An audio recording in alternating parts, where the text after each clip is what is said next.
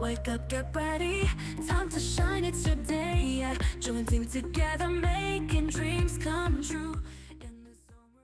I love feelings, y'all. So building trust is all about feelings. And in a lot of ways, trust is talked about in leadership constantly, and it really is a feeling, but there are a lot of behaviors that get us to trust. So it's often in our business of talent acquisition, we find that trust is at the center of the candidate experience, and we do tons around that journey to build trust along the process.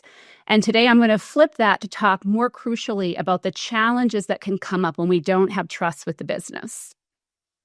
Before I do that, though, I'm going to do just a quick, hey, it's me. Hi. Thanks, Taylor. I won't sing the song, but I wanted to make sure I got it all in your heads. I'm a blended HR and talent acquisition leader. I've been in this business for about 20 years. Like many of you, I stumbled into recruiting in my mid-20s, didn't know what it was, and really never looked back. But my career spanned over both recruiting, talent acquisition leadership, and then I became an HR business partner and ultimately ran HR and talent acquisition teams for a number of years. Originally from Cape Cod, Massachusetts, I'm going to thank my British mom as to why I walked out of that state without the accent. I'm a runner, a yoga teacher, a nature junkie. I'm currently in Flagstaff, Arizona, so I am oftentimes outside in the woods. And my dogs appreciate that, but they are also my coworkers. You'll see George and Hendrix there in that lower photo. And ultimately, I think the thread through for my career has always been my obsession with building connections. I love getting to know candidates. I love getting to know people. I love the people part of HR, the really good stuff when you see just career advancement and culture growing and building. It's been always just what's been the most rewarding for me. That leads me into the story I want to share with you. I was invited to join an organization about 4 years ago. So the 2020, 2021 moment, great recession or great resignation, I should say. And I've always worked in advertising. So I've worked in some really big ad agencies and some really small ones. It's a very creative landscape. And I was working for a top ad agency in this story. They had recruiting challenges, as so many of us encountered, and wanted to have me come in and sort of, quote unquote, help them fix recruiting. So when I walk in the walls of this organization, I knew about them. They've had a great reputation. They were sought after by candidates. They were career changers. I mean, they really knew how to transform people who came to their organization. And as I got to know them better, what was so impressive was how inclusive their culture was. Like, it really looked like this in the walls in terms of people had fun, people enjoyed their work, they had ingenuity and smarts all around them. So I thought to myself, this is great. I'm coming in here to fix the problem when the problem looks pretty darn good. And really it did. They had a lot of great candidate process, candidate experience. And despite the fact that we were in this moment of 2021 and they were still able to really get top talent to the organization. So here I'm thinking they're paying me for this job and this is going to be awesome. And as I got to understand and did more listening and really understood what was happening on talent acquisition and happening with the business, recruiters, they had lost confidence in TA as a whole. So at the seat is recruiters feeling like they're in an uphill battle, they're on their heels. The business is not believing and not confident in the ability for recruiting to really bring the right talent fast enough to the organization. I know this likely sounds familiar to probably a lot of people on this call. And if you haven't yet hit the skids with the business, the light in your career and in this journey of talent acquisition, you will find a day where the business has lost trust in you, or it could be outside circumstances and recruiting is to blame. But despite all that, I know that most of us believe trust is the foundation of successful partnerships. I think we're all in this space to a degree because we are good at building trust. And even though this is an emotion and trust is not always measured, sometimes a value, but we don't really know how to measure trust, I'm here to show you that you actually can pump up the trust with your business. So like a muscle, there are steps that you can take in order to build, deepen, or rebuild trust with your business. I'm going to share 5 of the strategies and the steps that we took in this organization to turn things around. And to some of you, I think they might sound like they state the obvious, but I don't think we have to do these great gestures that are so broad and unique. A lot of the times when you go back to the gym come New Year's Eve, you're jumping into the basics when you work out. And it's a lot of the same when you're jumping back into the basics of putting the lens on how you rebuild trust with the business. So let's get into it. The first one, teach your team to listen and ask loads of questions. Just a side note, I actually think we should have had a drinking game where we had listen be the word that we all took a shot to today, because it's definitely one we're hearing and I love it. Active listening and asking loads of questions is something that is so important to a recruiter's process and how they interact with their hiring managers. The gentleman in the lower right, he might look familiar to some of you. That's Simon Sinek. And he is a leader in the voice on trust and building trust, particularly within business. I highly recommend him, but there is one research category that he did where he took sales consultants and he wanted to understand why some were so exceptional, why they had this rapport and relationship that was long-standing with their clients, and others, they did okay. And so when he inquired and did research into this group of sales consultants, what he found was that majority of sales consultants generally ask 10 to 12 questions in an intake meeting. And the truly exceptional ones asked more than 30 questions. So they slow down, they listen, and they really dig in. And I think that applies a lot to our recruiting teams. So often we are talkers. We talk for a living. And also when trust is broken, sometimes we're on the defense that we sort of don't want to spend a lot of time with these busy hiring managers. And it feels like they don't have the confidence in us. So I'm going to show them that I can go run and do this. And I know what they need. And we make a lot of assumptions in those conversations. So this team, we slowed way down. We learned how to ask lots of open-ended questions, the who, the whys, the whats. And it not only informs you more about just the landscape of what this particular position is or what this team is all about or what the hiring manager might be looking for, I think it also really helps bridge that moment where you can set better expectations. You're having questions that they're like, that's interesting. And you can kind of challenge and influence a conversation about maybe some ways that might build a better strategy from the upfront on how you're going to achieve that great hire. The next step is communicating often.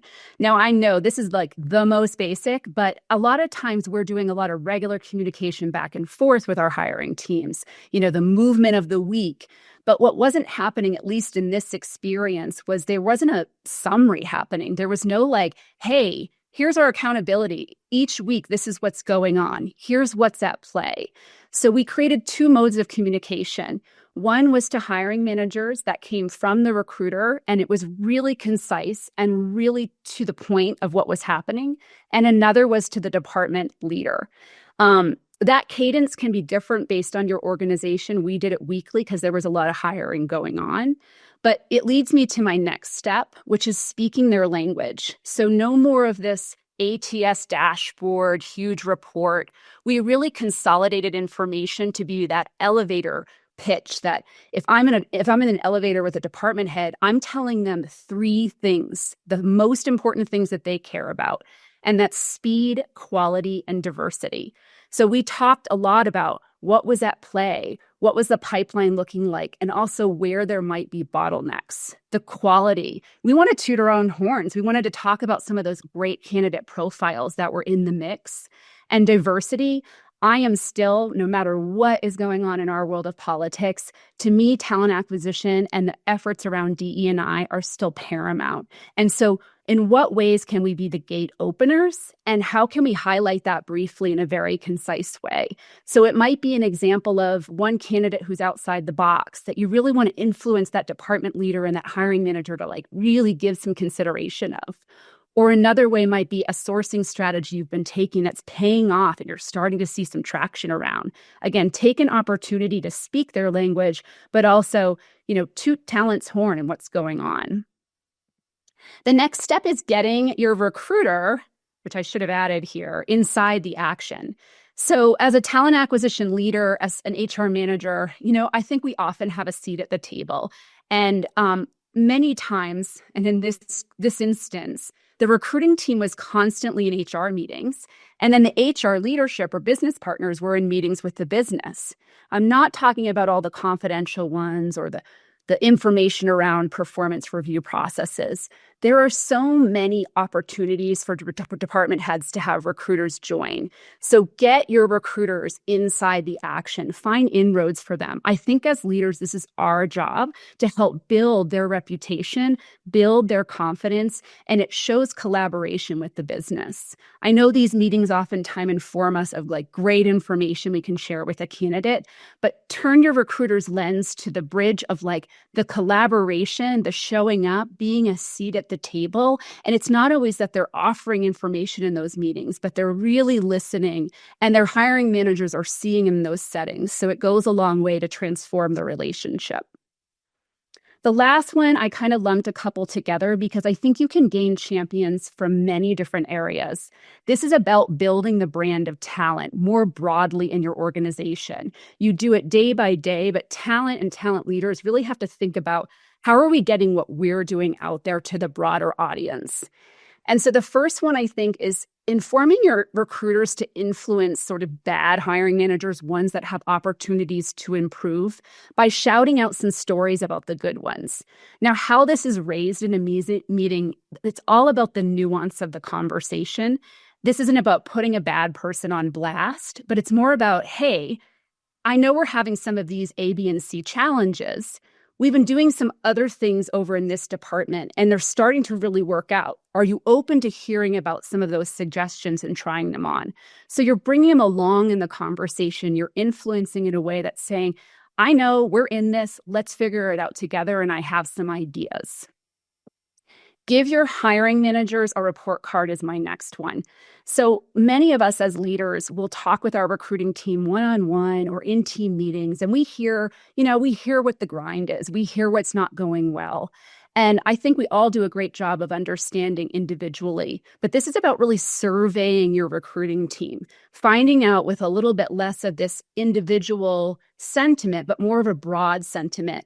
You could do this once a year, twice a year. You could do this after a big hiring push. But it's important that you're asking, what's the wins? What's the opportunities? And then aggregate those trends. Send them to your CHO or whoever's overseeing talent acquisition. It could be combined. It could be separated. But we had an issue where I think our CHO was starting to listen to the business. And it was I don't know if the recruiting team is doing a good enough job. But through understanding sentiment around what recruiters were seeing, we found problems where oftentimes HR leaders were coming in at the final hour and working with finance and making something happen that just discredited the recruiter. It was maybe a change to salary or the budget. And so then they were disempowered through the process, and we were able to identify that by understanding a trend and make changes. And then the last piece, I am biased because I've worked in advertising my whole life, but find your marketing team and make them your bestie. They are always looking for new angles and stories. And so sometimes this is called a marketing team or a PR or your comms team, a brand person. It's also known as the creative department in some organizations, but they really know the content and storylines and strategies that are coming out of communications, whether externally or internally. So I really, build the bridge there, find a way. You could even put it to a recruiter on your team to do as a growth opportunity. But, getting on their radar and kind of serving up some talent stories helps keep talent top of mind. And then equally so, a lot of times these groups will also send a snapshot to leadership. And it should be easy for your CHO or your talent acquisition leader to get on that distribution list and then share it down with the team. Make sure they know kind of collectively what are the storylines coming out, what are the pieces of media that, the marketing team is proud of, that they're willing to share with leadership that we should be aware with. And then you can tie stories together that might make sense around themes. So I hope we're all feeling a little stronger here or ready to go work out and build some reps around trust. Again, teach your recruiters to slow down, listen, talk less, ask more questions. Communicate often. That regularity around communication and those snapshots really shows accountability, and that goes a long way in building confidence. Get everyone speaking their language in those snapshots as well. None of this HR jargon or talent jargon or a crazy recruiting dashboard. You really want to be elevator pitch ready to share speed, quality, and diversity with your hiring teams. Get your recruiters inside the action. Really build confidence from the recruiting team by getting recruiters in the room more with the business. And lastly, some ideas around gaining champions, shouting out great hiring manager stories to influence others, being able to be a bridge to your marketing department to understand storylines you might be able to tap into and add on from a talent side. And then also get the sentiment and trends coming out of recruiting. Find out what their wins and opportunities and learnings are, and how you can more collectively make strategies change to better the practice. I'm going to end here with my buddy Simon. He doesn't know he's my buddy, but I am a big fan. A team is not a group of people who work together. A team is a group of people who trust each other. I hope that some of these are giving you some inspiration and ideas about how to get back to basics and build trust with your business or deeper connections. Thank you. Oh,